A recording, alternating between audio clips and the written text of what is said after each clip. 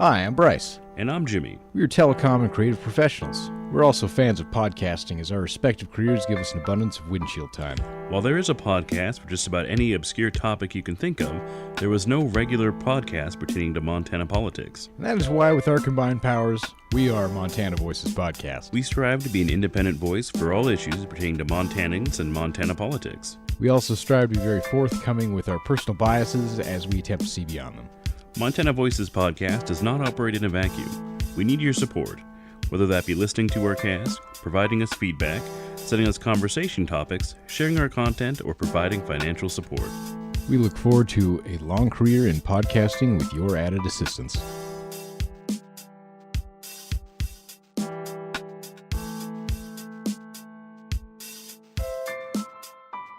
You know, first off, of coffee, I understand we have some late nights here. These are recorded in the middle of the night here, in case our listeners don't know that. It's about 11 p.m., but we only have the finest coffee that keeps us awake here. You know, I'm starting to become more of a coffee snob over these, I'd say like probably last month or so. I went out of my way, well, I should say I had my wife go out of her way and purchase some All Beans Considered at the local 2J's not too recently. Here in Great 2J's Falls. of all places. Yeah, small business shout out there. 2J's, I think it's just a grocery store. I don't know what else. They sell like vegetables and stuff too, but apparently they have a really big coffee selection from what my wife tells me. You know, for many years they were the only place to get organic, free-range, whatever, dolphin food you wanted. And now sort of the big supermarkets have picked up on it. There's at least an organic aisle at Super One Foods there in town, and most other supermarkets are in on the craze, but, you know, still stick it out to 2J's. Absolutely. Totally worth it, specifically for the coffee selection. So we got the All Beans Considered, gave it a shot. It wasn't that great, you know. I wasn't, I considered the beans, and I don't think I'll be considering them again, Jim. So. Wasn't good, and we even tweeted to them and did not get a tweet back, which is not even a nod. It was... Not even a like. Do they do likes on Twitter? I post on that sometimes too. I think so. It was Montana Public Radio as well, and like they stayed silent as well. So it felt like a slap in the face, to be honest. Well, it was. You know, maybe there was a budget cutback and they had to let go of the Twitter person or something. But Montana Voices Podcast does not solicit donations or handouts from anyone at this point. If you want to send us one, we'll take it, but we're not soliciting as of right now. No, not reaching out to you to be reached out to us. Yeah, so no GoFundMe yet.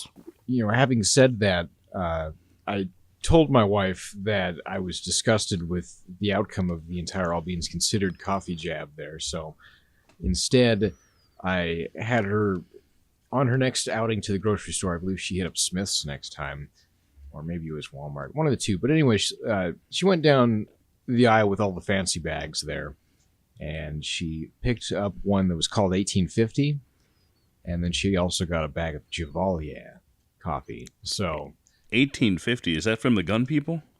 I thought so. She showed it to me, both of them together, and I was like, oh, well, Javalier, that's a very fancy, high-end brand there, so it's probably going to taste good. Not Montana, but I'll look past it for that, And then this other one, 1850, Jim, I tell you, it had a prospector on the front of the bag. He was knelt down there with his pan. He was sifting for gold in a stream. He gave you a great feeling. So I was like, yes, great. I'm going to go with that one. 1850, Is that from Valor Coffee? I tweeted out to... Well, no. Yeah, it gets better here. So I had her brew me up some of that, and it just kind of tasted, not fully plain, but it just had a little bit of a vibe to it, like, it just kind of tasted like regular coffee, I should say. It didn't taste gourmet compared to that Javalier stuff we got. So it's a Folgers rebrand, I guess. Precisely. I looked at the front of the bag a little closer, and it was the Folgers company, and I was like, I've been had. They got me with the prospector. It really was a Folgers product? Yeah, fool's gold. Oh, I was... you're absolutely right, and I like how they put that on the package. Indeed. So today instead, for Christmas, my wife had gotten me a bag of the stuff called Double Death, and I had been holding off on it because it seemed pretty intense. It's got like double the caffeine in it. So I cracked that open, and it's got full beans, so you have to grind it yourself. So I ground that up, and I poured some of that this morning. It's got me pretty jazzed up right now, still at this time of night. So, well, it is double stuff. the caffeine, and I was sort of looking for a way for a different, entertainment venture that I do to figure out the caffeine content of coffee, but I've yet to figure one out without advanced chemistry, or even with advanced chemistry. So, any suggestions on that, and I'll be welcome. But moving into local coffee, Folgers obviously not. I picked up a bag of Valor coffee. It's apparently brewed in Lincoln, which they say is one of their great selling points, and it needs some selling points because it is pricey. It's like $14 for 12 ounces, closer to $15 if you get it at the Lincoln gas station where they also sell it. But it is great coffee. It's maybe slightly better than the Liquid Planet Mexican coffee we usually drink here. I didn't know about this. I'll have to give it a shot here. Yeah, absolutely. Based in Lincoln, and can't complain about that. Supporting the local business there. They're not really on social media, so I did tweet out to Valor Coffee, which was a hashtag that was previously unused. So I'm not surprised they haven't gotten back to me yet. Indeed. Real quick on the whole coffee thing, I think it is worth doing a small business shout out real quick. One that if you're in Great Falls, you really should try and get down there while you still have the chance to. Five Loaves Coffee House and Bakery. Seems like they've got a couple locations around town, but after 14 years of serving coffee and baked goods to the Great Falls area, they will be retiring and closing their doors in April. So that is unfortunate. I've had their coffee before, and I read the KRTV article on the subject. I did not know that they were sort of related to the Crooked Tree people. So it was an interesting note that I found out in all this. Apparently it was his daughters that split off and ran Crooked Tree. Yeah, I had no idea about that either. I've talked to the guy before at a church event in the past, and he's a really, really nice guy. And it seems like he had quite the nice business running there. From the sounds of it, he wasn't making hand over fist cash the same way that that crazy guy from Starbucks who tried to run for president next 2020 might term. still run for president. Could still, God help us, he doesn't. But this guy seemed a lot less crazy and a lot cooler. So it's cool to see that he ran such a successful business for such a long time. And, like I said, they're closing down in April there. So if you get a chance to before then, get in and grab a cup of coffee and something to eat. Absolutely. And speaking of presidential runs, it's going to be hard to pick between Howard Schultz and Bullock. But in the primary, I'll have to split that hair. Indeed, it's going to be a really hard toss-up there. Probably have to use a coin. Yeah, have not heard much more for the prospective Bullock run for the presidency in 2020. Of course, there's a dozen other Democrats that are putting their hats in the rings already. So I don't know if you would even have a chance against somebody like Kamala Harris or whoever else is going to be in there. I think Liz Warren was also in. Has Clinton announced yet, or? She said she was going to run for parliament, and I saw quite a lot of people on my Facebook were really, really enraged about that. And that goes to show you how much they know about the United States government, it would appear. But, I don't think that he has a chance in hell compared to people that are known at a national level, because not a lot of people know who the fuck Steve Bullock is outside of our state, which isn't a bad thing. Keep it Montana, keep it safe. But it's just not the right California, time. New York, I don't think they're going to want to go for him over Bernie. Yeah, and Tester might even have a bigger shot. He has been in the national headlines. He outed the Candyman, remember? Tester's done his due diligence there to make sure that he's got his footing in the door should the need ever arise in the future. Bullock, though, what waves has he created? Well, he got some national news for a sex scandal. Ooh, yeah. But Not his own. I got it, yeah, not his own. And then on top of that, this is riding the coattails pretty far down the line for the Me Too movement. Not to like say it's not still horrible, but when you throw it in there with all the other ones, like that's not something that is going to stand him out of, great significance, especially in a public or in a positive manner in any sort of way.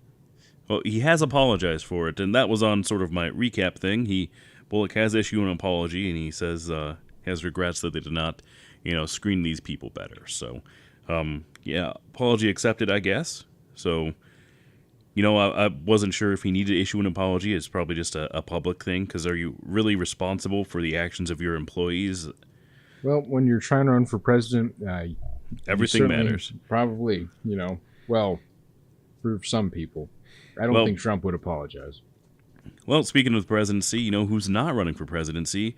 AOC, who we're not going to talk about on this cast, even though we are sort of continually pushed that direction for some reason. Yeah, well, when everyone around us talks about her on a consistent basis, we're kind of forced to bring it up as well. It becomes the elephant in the room. And it's really annoying because it has no bearing on what happens here. Because she's in New York. It's on the other side. New York. Like straight up, dude. There's so many miles in between her and us. It's not even funny. Well, she is in the House of Representatives, and there's some, 300 or so? I can't even remember how many there is now. 350? I don't know. That's a non-Montana issue, but she has the same political clout and the same vote weight as our representative, which is Gianforte. So maybe that's why they don't like her as much, because she literally can outweigh Montana. Oh, okay, maybe this all makes more sense now. A single district in New York is the same in the House of Representatives, not counting the Senate, which we are vastly overrepresented by population with our 2 senators. Well, her and Nancy, they outweigh it. So that's why everyone hates the two of them. I'll betting. There's her and Nancy have silenced Montana. Oh my goodness, you're making the point there.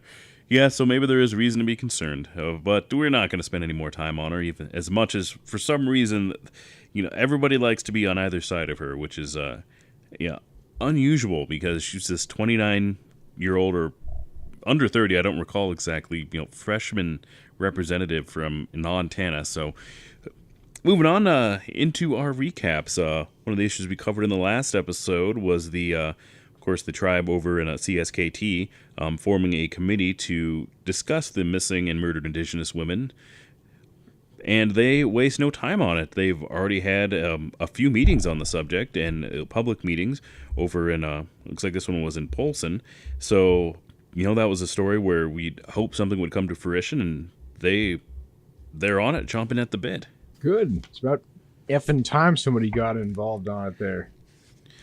Well, they've sort of been involved on it. I wouldn't say them. And I will point out that, maybe we shouldn't look at them through the same lens as we do, say, the other tribes, I think 7 of them, like Browning or we do Lame Deer and such, because the tribe over here, CSKT, that's Confederated Salish Kootenai tribes, up near my neck of the woods, are the only ones covered by Public Law 280, and that was put into effect in the I believe the 80s, and it pertains to the federal government kind of wanted to wash their hands of this whole tribe business and reservation stuff, and so they allowed the states to have more authority over tribal lands, and in Montana they're the only one that's affected by that public law. How did everyone else get out of that? I'm not sure. That might be a history lesson to look up. Maybe it's because they have their own police forces, which is, different than the other tribes here in Montana. I don't believe any of the other tribes have their own police force. I could be wrong. Well, I mean, when you say that, because I guess in like Browning, it's the city of Browning PD, and then you have BIA, which is in just federal, and that's basically the same in every other place. But there's not a tribal police that's run by the tribe. Yeah. So and sort of that weird reservation.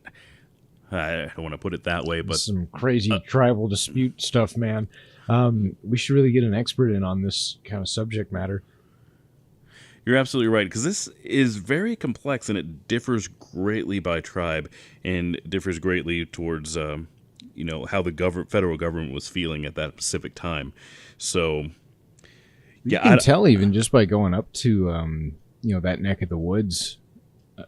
When you go to like the towns that are located on the Salish Kootenai area, it's just got a different vibe to it than your Browning or your Rocky Boy does. it's one of the questions that anthropologists and sociologists have studied for a long time. So, what makes a specific group of people, such as the Salish, more successful than, say the Crow? Speaking strictly in economic terms, Gianforte has some opinions on that, which we discussed in the past episode. Something about property rights and how they don't respect law and etc. So, or is that Danes? No, that was Gianforte, as I recall. Yeah, that sounds like something. I don't know. Danes has. I don't know. Gianforte, though, he is the one I believe who tried to sponsor the bill for the Little Shell, isn't he? So he's got a soft bone, but it's also got a very emotionalist side to it. It's weird. I don't know. Whatever. Anyways, he's got to tote the Republican lines here, so he's. I suppose. Yeah, that's right. Vote red, buy American. Moving on. What was recap from the last episode? New boss over in Great Falls. Only needs a passing mention because nothing new on that. We'll probably hear some complaints about the new superintendent in Great Falls at a later date. Indeed. Just a new guy coming in to fuck shit up even more. So looking forward to talk about how he screws everything up for the town. I hope he's on that heating issue at Great Falls High on day one. Good luck, buddy. You better be there handing out coats to every kid that walks in the building. Maybe he can pull the Trump thing where he's at the school and he's just throwing space blankets at kids. Not the space. Yeah, I guess this is space blankets, right? The tinfoil ones. Yeah, those are the thermo ones. Yeah, you can certainly do that. We discussed expensive housing around the state. Specifically, we found an article criticizing Helena's housing, which is, I think, of a bit of a more forgiving market than the Missoula current rates, which is ridiculous. And we talked about sex with students, particularly how you cannot do that anymore if you're an administrator or a teacher or work for a school in any capacity. Hopefully, that bill went to committee last we checked, and there is a committee hearing on it, and we're going to keep you updated on it. So far, it doesn't look like it's going to get tabled, which is basically when it sits in committee indefinitely and never gets to the floor for a vote. So that would be a thing. I was going to say, this one, I'm sure everyone's shaking their head in dismay that they even have to pass it, as they just shove it through of just, yes, just... It's sad that we even have to, but let's just do it. So, I mean, it's sort of something everybody can agree on. So, I mean, I don't see that not passing. If anyone, steps up on the floor there to pipe up about it being a bad idea, I have a feeling that person is going to be looked at with some raised eyebrows by their colleagues. Absolutely. And then we talked about Tester and Tester No. See it in there's an article out from public radio. Are we not mentioning them again anymore? They snubbed us on the coffee. That's some radio station. I don't know. On the waves of the public air. Let's say that. Was it national or was it Montana? It was Montana, saying that Tester favors a compromise on the border wall. And one of the things we discussed on that is, compromise meaning what? I mean, if they call it a border fence instead of a wall, is he going to vote for the $5 billion? Compromise? Yeah. Thanks, Bryce. Compromise, yes. Okay. Well, glad I have you here to keep me in line. Yeah, no doubt. But so yeah, he wants to give him a border wall because he knows how to deal with. Well, he doesn't know it's very clear he doesn't know how to deal with Trump that great, but he's trying to deal with Trump, and I think he thinks that giving Trump a little bit of cash so he can fuck around with the wall construction for a bit. Well, $5 billion isn't a little bit of cash. Does he want to give the full $5 billion, or is he looking just for some of it? He did not illustrate what that compromise was. He said that some fence, he used the word fence, could be utilized, and that he also wanted to basically use money smartly by, intelligence, drones, border patrol, etc. The whole thing. So I'm sure some areas could probably use more than, the bit of chain link that they have there, but that should be on the northern border, as we discussed in previous episodes. Yeah, they have all those little signs in the middle of nowhere with the little like help SOS buttons that you can call, and they'll alert the border patrol that you're there, and they have little signs that say that, you should hit the button because you're like within a day's walk of food and water in any direction and you'll die. Yeah, they are. There was an episode of Bear Grylls. Remember him? Where he was on the border and he was trying to survive out there, and things got a little rough for him. And he found the Rio Grande, and then he crossed it, and then he was swarmed by border patrol, and he's like, "Hooray, I'm saved!" It was that his whole idea too of just like, oh god, wait a second, there's the river.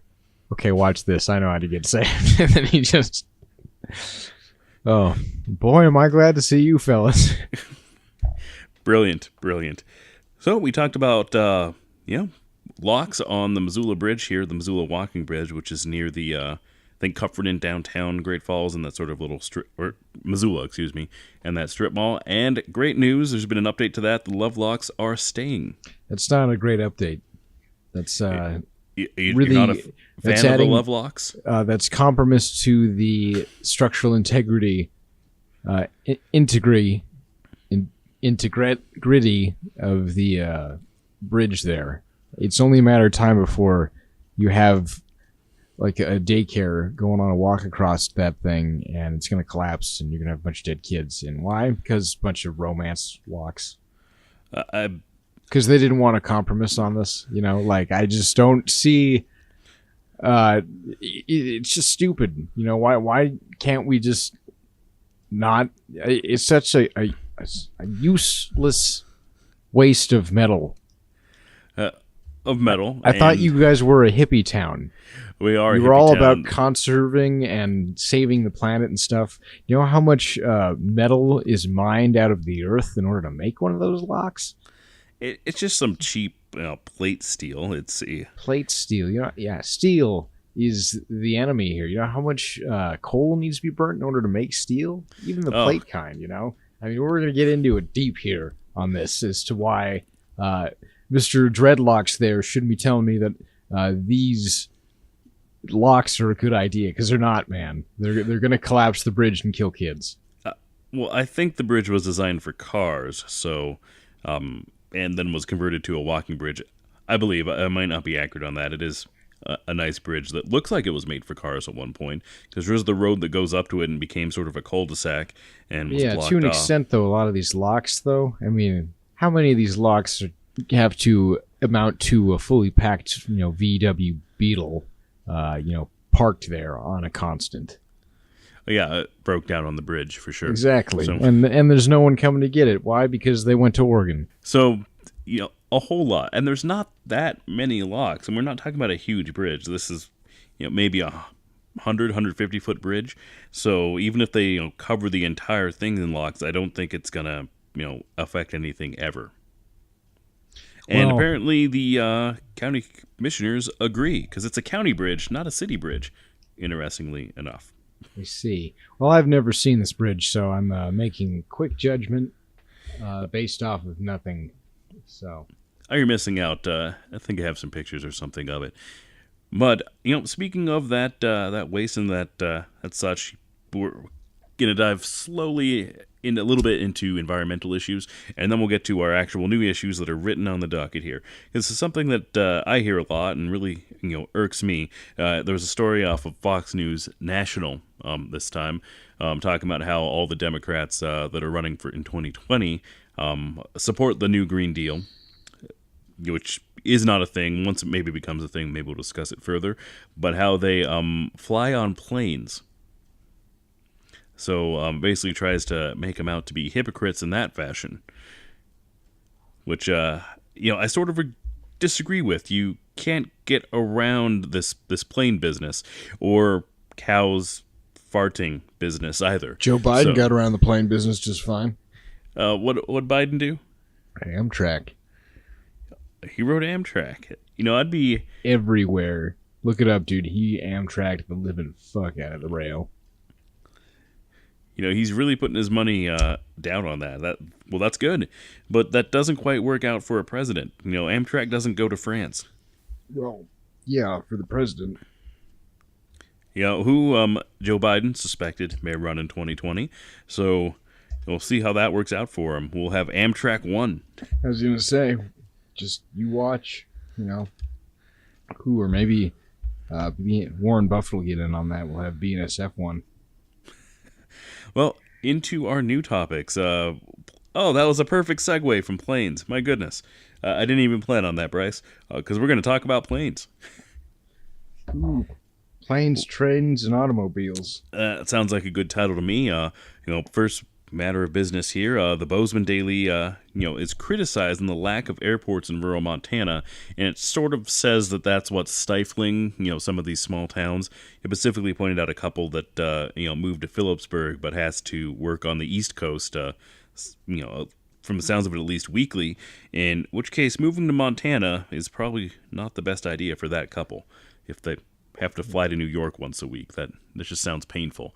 First of all, there's not a nonstop flight, I don't believe, out of Montana. You got to hit Fort Worth or Denver first, I think.